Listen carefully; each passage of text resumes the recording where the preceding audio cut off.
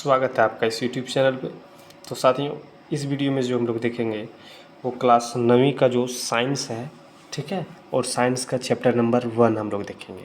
और आपको बता दें कि इसमें लगभग हम लोग 20 प्रश्न देखेंगे, और अगर आप इस 20 प्रश्न को अंत तक देख लेते हैं और क्लियर कर लेते हैं तो आपके बोर्ड परीक्षा में इसी 20 के अंदर से पूछा जाएगा, ठीक है। तो साथियों, वीडियो को लास्ट तक देखिए। अगर वीडियो आपको अच्छा लगे तो आप लाइक कीजिए, अगर अच्छा नहीं लगे तो डिसलाइक करके आप चले जाइए। चैनल के ऊपर आप नए होंगे तो चैनल को सब्सक्राइब भी कर सकते हैं आप। चलिए, तो देखिए यहाँ पे दिया हुआ है कि हमारे आसपास के पदार्थ चैप्टर का नाम है, ठीक है। चैप्टर का नाम हमारे आसपास के पदार्थ हैं, और इसमें हम लोग लगभग 20 क्वेश्चन देखेंगे। तो फर्स्ट क्वेश्चन बिना समय गवाए स्टार्ट करते हैं। फर्स्ट क्वेश्चन दिया हुआ है कि निम्न में से कौन पदार्थ है। तो ऑप्शन यहाँ पे दिया हुआ है, ध्यान दीजिए कि ऑप्शन यहाँ पे थोड़ा सा और जूमिंग कर लेते हैं, है ना। चलिए, यहाँ पे ऑप्शन दिया हुआ है, कह रहा है कि निम्न में से कौन पदार्थ है। तो पहला है स्नेह, दूसरा है गंध, तीसरा है घृणा और चौथा है वायु। तो पदार्थ आप समझ रहे हैं, स्नेह मतलब प्यार आप जता रहे थे, क्या कोई पदार्थ है। गंध पदार्थ नहीं है, घृणा भी आप घिन करते हैं, पदार्थ नहीं है, लेकिन वायु जो है एक पदार्थ है। तो आपका right answer is option number B, माफ़ कीजिएगा डी, ठीक है। चलिए नेक्स्ट प्रश्न की ओर बढ़ते हैं हम लोग। क्वेश्चन नंबर आप देखिए यहाँ पे दिया हुआ है, कह रहा है कि दूसरा में कि अगरबत्ती का गंध आपको दूर से ही मिलती है। अगर अगरबत्ती की गंध जो है आपको दूर से ही मिल जाता है, इससे पदार्थ के कौन से गुण का पता चलता है, और आप कैसे आपके पास पहुंच जाता है, इससे पदार्थ की कौन सी गुण आप के कारण ये आपके तक पहुंचता है, ये प्रश्न है। तो इसका सही आंसर हो जाएगा कि पदार्थ के कण बहुत छोटे होते हैं।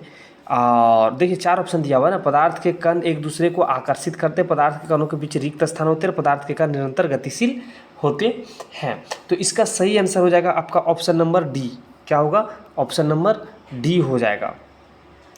पदार्थ के कण निरंतर गतिशील होते हैं, जिस कारण से अगरबत्ती की गंध जो है हमारे यहाँ तक पहुँच जाती है। नेक्स्ट प्रश्न देखिए, यहाँ पे दिया हुआ है, कहता है शरबत बनाते समय, आप शरबत बनाए होंगे, चीनी का शरबत, गुड़ का शरबत।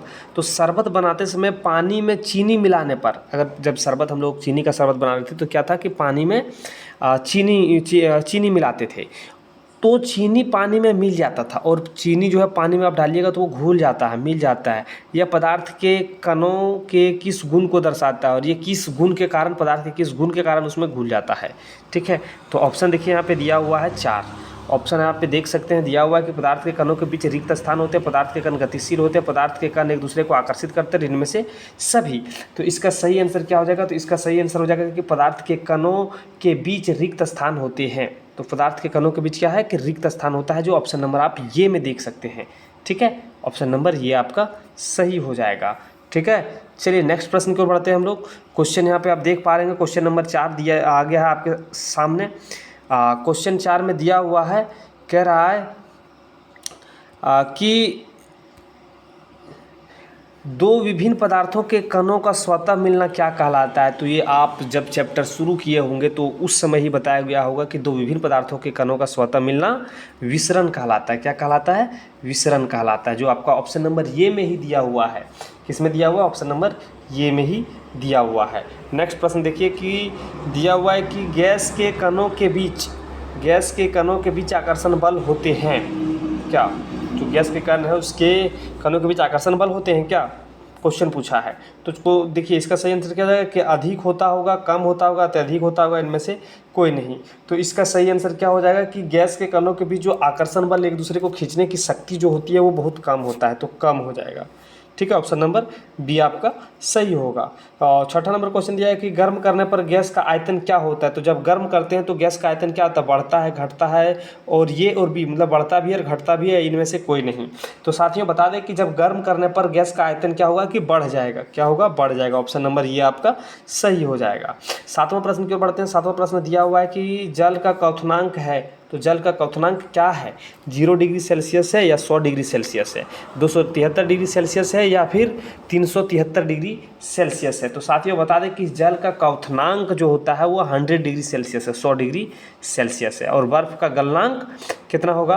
तो बर्फ़ का गलनांक जो होगा वो 0 डिग्री सेल्सियस पे होगा, ठीक है। क्या हो जाएगा? 0 डिग्री सेल्सियस, ठीक है। चलिए वेरी गुड, आगे बढ़ते हैं। और हम लोग नेक्स्ट प्रश्न की ओर बढ़ते हैं, ठीक है। और प्रश्न संख्या हम लोग देखेंगे, जी हाँ, 9 प्रश्न संख्या 9 है ना। देखिए यहाँ पे दिया हुआ है कि 300 केल्विन तापक्रम कितने के बराबर होता है। जब 300 केल्विन तापक्रम होता है वो कितने के बराबर होता है, ये पूछा जा रहा है। तो ऑप्शन दिया हुआ है -73 डिग्री, 73 डिग्री, 173 और इनमें से कोई नहीं। तो साथियों आप सभी जानते हैं कि केल्विन से डिग्री सेल्सियस में तब्दील करने के लिए क्या करना पड़ेगा कि जितना भी दिया हुआ रहेगा, जिस इस जगह पे जितना भी वैल्यू दिया हुआ रहेगा, मान लो कि यहाँ पे 300 दिया हुआ है ना, इसको क्या करना है, आपको घटा देना है 273 से। अब जब 273 से घटाएंगे, 300 में से 273 घटाएंगे तो कितना बचेगा आपका 27 डिग्री सेल्सियस। तो देखिए आपका ऑप्शन में 27 डिग्री सेल्सियस होगा, वही सही आंसर हो जाएगा। तो ऑप्शन में नहीं दिया हुआ 27 डिग्री सेल्सियस, तो यहाँ पे थोड़ा टाइपिंग में प्रॉब्लम हुआ है और थोड़ा मिस टाइपिंग हो गया है, ठीक है। तो माफ़ी चाहते हैं, इसका सही आंसर आपका 27 डिग्री सेल्सियस होगा। कितना होगा, 27 डिग्री सेल्सियस हो जाएगा, ठीक है, जो इसमें से नहीं दिया हुआ है।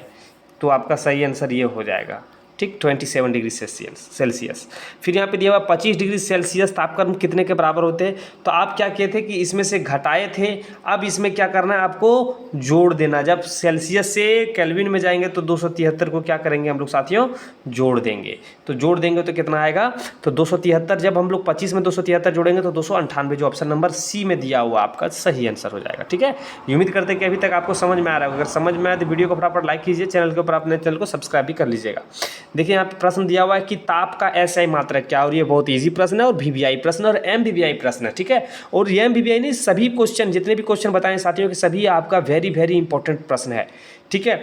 और तो इसका सही आंसर हो जाएगा 0 डिग्री सेल्सियस नहीं, माफ़ कीजिएगा, डिग्री सेल्सियस नहीं, इसका सही आंसर हो जाएगा Kelvin. Option number B is right. And question number 12 की ओर हम लोग बढ़ते हैं कि 1 कैलोरी बराबर होता है। 1 कैलोरी कितने के बराबर होते हैं, तो 1 कैलोरी जो होता है देखिए 4.18 जूल के बराबर होते हैं, ठीक है। तो आपका ऑप्शन नंबर बी सही हो जाएगा। चलिए प्रश्न संख्या 13 में देखिए क्या दिया हुआ है कि निम्न में सबसे अधिक संपीड़ित कौन है। तो सबसे अधिक संपीड़ित कौन सा है, ठोस, द्रव, गैस, इनमें से कोई नहीं। तो साथियों बता दें कि 13वां नंबर प्रश्न का सही आंसर हो जाएगा आपका ऑप्शन नंबर सी, गैस में जो है सबसे अधिक संपीड़ितता होती है, ठीक है। तो आपका सही आंसर क्या हो जाएगा, option number C, gas. And 14 number question की ओर हम लोग बढ़ते हैं। प्रकृति में कौन सा पदार्थ, सा हो गया, समय कर सा होगा, ठीक है, कौन सा पदार्थ ठोस, द्रव और गैस तीनों अवस्था में पाया जाता है। तो प्रकृति में एक ऐसा पदार्थ है जो तीनों रूप में पाया जाता है, एक ही पदार्थ 3 रूप में पाया जाता है। तो क्या है साथियों, तो वो ऑप्शन दिया हुआ देखिए यहाँ पे, ऑक्सीजन, नाइट्रोजन, हाइड्रोजन और जल। तो जल आपका सही आंसर हो जाएगा, क्योंकि जल जो है बर्फ बन जाता है, जल से वाष्प बन जाता है, और जल तो लिक्विड रहता है, पानी रहता है, तो ठोस, द्रव, गैस तीनों में है, ठीक है ना। तो आपका सही आंसर ऑप्शन नंबर डी हो जाएगा, ठीक है। चलिए 15वां नंबर प्रश्न की ओर बढ़ते हैं। 15वां नंबर प्रश्न आप देख पा रहे होंगे, दिया हुआ है कि निम्न में सबसे कम घनत्व किसका होता है। सबसे कम घनत्व किसका होता है, तो साथियों बताते चले कि सबसे कम घनत्व ऑप्शन दिया हुआ है, इनमें से सही आंसर हो जाएगा आपका ऑप्शन नंबर सी, रुई का, ठीक है। चलिए 16वां नंबर प्रश्न देखिए, किस पदार्थ में विसरण की गति तेज होती है। तो किस पदार्थ में विसरण की गति तेज होती है, तो इसका ऑप्शन दिया हुआ है जल, ऑक्सीजन, लोहा और तेल। तो 16वां का सही आंसर ऑक्सीजन हो जाएगा, ठीक है। क्या हो जाएगा, ऑक्सीजन हो जाएगा। चलिए 17वां की ओर बढ़ते हैं। ठोस से गैस में परिवर्तन कहलाता है। जो ठोस है उसको सीधा गैस में बदल देते हैं, ठोस है उसको सीधा गैस में, लिक्विड नहीं आ रहा है। देखिए अगर मान लो बर्फ़ है आपके पास, बर्फ़ को सीधा आप भाप में बदल दे रहे हैं, इसको क्या कहते हैं, संघनन, जमना, वाष्पन और कोई नहीं। तो साथियों इसमें से कोई भी ऑप्शन नहीं दिया हुआ है, यहाँ पे मिसप्रिंट हुआ, और इस जगह पे आपका होगा क्या, इस जगह पे होगा यहाँ पे ऊर्ध्वपातन, ठीक है। ऊर्ध्वपातन विधि के द्वारा ठोस से गैस में परिवर्तन कर सकते हैं। 18 नंबर क्वेश्चन दिया हुआ है, शुष्क बर्फ का रासायनिक नाम क्या है। तो शुष्क बर्फ का रासायनिक नाम ठोस CO2, ठोस SO2, ठोस NH3 और डी में इसमें। तो इसका सही आंसर हो जाएगा शुष्क रासायनिक बर्फ का रासायनिक नाम जो है वो ठोस CO2 होगा। Option number A is right. And 19 और 20 and second and last question की ओर हम लोग बढ़ रहे हैं। तो देखिए लास्ट क्वेश्चन दिया हुआ है कि द्रव से वाष्प बनने की क्रिया कहलाती है। द्रव है उससे क्या होगा, वाष्प बन जा रहा है, तो वाष्पन कहलाएगा। ऑप्शन नंबर सी में दिया हुआ है। और 20वां नंबर क्वेश्चन देखिए कि एक स्वस्थ मनुष्य के शरीर का ताप होता है, तो एक स्वस्थ मनुष्य का टेम्परेचर जो होता है, तो एक वैसे तो पहले बताया जाता था कि 97 डिग्री सेल्सियस और 97 डिग्री फ़ारेनहाइट हो तो आपका ठीक ठाक माना जाता था। लेकिन एक्चुअल ये होना चाहिए कि किसी व्यक्ति का, सामान्य मनुष्य का स्वस्थ होने के लिए 98.6 मतलब 98.6 फ़ारेनहाइट, ठीक है, डिग्री फ़ारेनहाइट होना चाहिए। तो आपका सही आंसर तो वैसे तो सब हो जाएगा, लेकिन अगर कहा जाए कि सबसे बेस्ट कौन होगा तो आपका ऑप्शन नंबर सी सही होगा। ठीक है, तो साथियों हम लोग देखें कि चैप्टर नंबर 1 से देख लिए हैं, अब हम लोग चैप्टर नंबर 2 देखेंगे। ठीक है, तो उम्मीद करते हैं कि ये सभी प्रश्न को आप नोट भी कर लिए होंगे, अच्छे से याद कर लिए होंगे, और बहुत सारा प्रश्न आपको याद भी होगा।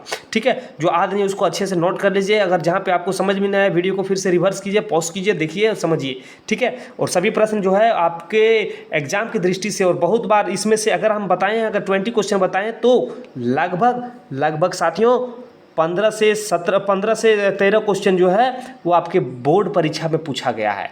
ठीक है, तो साथियों सभी क्वेश्चन को अच्छे तरीके से स्टडी कर लीजिएगा। चलिए वीडियो को यहीं पे हम लोग समाप्त करते हैं, फिर हम लोग नए चैप्टर को लेकर आएंगे। ठीक है, तब तक वीडियो को यहीं पे रोकते हैं नए चैप्टर बनाने से पहले। ठीक है, चलिए यहीं पे वीडियो को समाप्त करते हैं। जय हिंद।